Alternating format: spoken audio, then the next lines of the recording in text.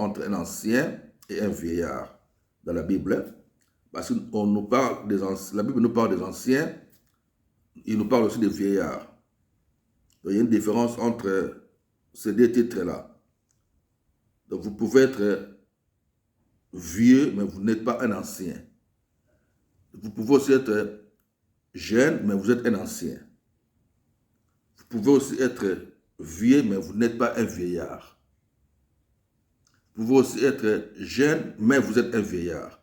Donc, tout ce sont des choses que j'ai déjà expliquées dans un verset, dans une vidéo qui est sur YouTube là, que vous pouvez voir. C'est la différence entre un ancien et un vieillard dans la Bible, que je ne vais pas en parler maintenant. Mais ici, l'ancien Jean à Gaius, bien-aimé que j'aime de la vérité, bien-aimé que Jean aimait de la vérité. Il dit, je souhaite que tu prospères à tous égards. Jean dit à Gaius, je souhaite que tu prospères à tous égards et sois en bonne santé, comme prospère l'état de ton âme. Maintenant, qu'est-ce que j'ai réfléchi beaucoup sur ça, ou pourquoi j'ai médité trop là-dessus hier soir? Parce que beaucoup de serviteurs, lorsqu'ils prennent ces versets, ou beaucoup de gens, lorsqu'ils prennent ces versets, ils disent que Gaius, selon ce qu'on a entendu lorsqu'on grandissait dans les choses de Dieu, lorsqu'on est encore, on peut dire des bébés spirituels, ou de nouveaux convertis, où on avait trop de zèle, on voulait trop connaître, on voulait trop servir, et on jeûnait beaucoup, on priait beaucoup, on était tout le temps dans des veillées, des jeûnes et prières,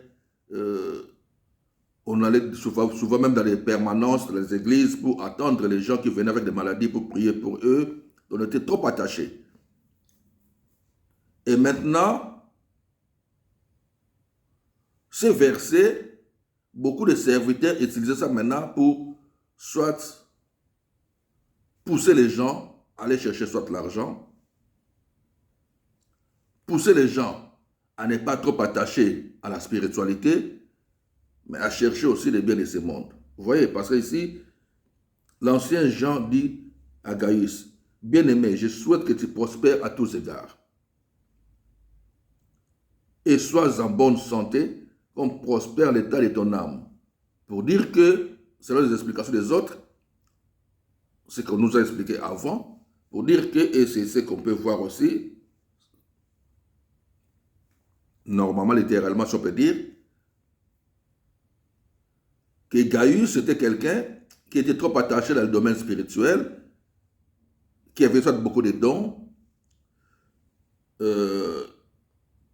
il parlait soit en langue, ou il prophétisait, donc il avait tous ces dons, mais il avait soit des problèmes de santé aussi, soit à cause de beaucoup jeûner, de beaucoup prier, il avait soit maintenant des problèmes de santé, et soit il avait aussi pas l'argent, vous voyez, et qui devait prospérer, maintenant chercher à prospérer à tous égards, comme prospère l'état de son âme. Alors, l'âme, c'est quoi? Prospérer à tous égards, comme prospère l'état de ton âme. Pour dire que l'âme, c'est quelque chose d'autre, vous devez savoir que non, l'homme est esprit.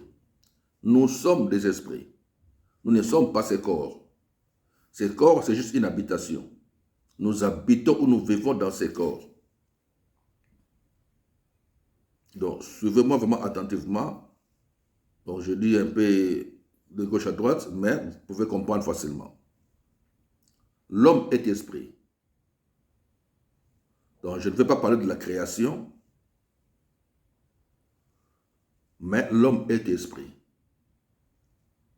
Et nous vivons dans ces corps.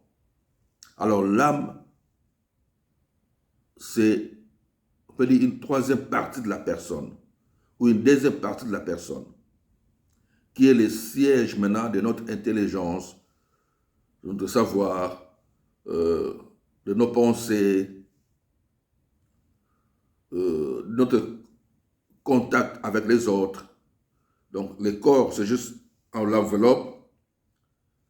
Et c'est l'âme qui réfléchit, c'est l'âme qui fonctionne, c'est l'âme qui dirige, c'est l'âme qui... Vous voyez tout ça.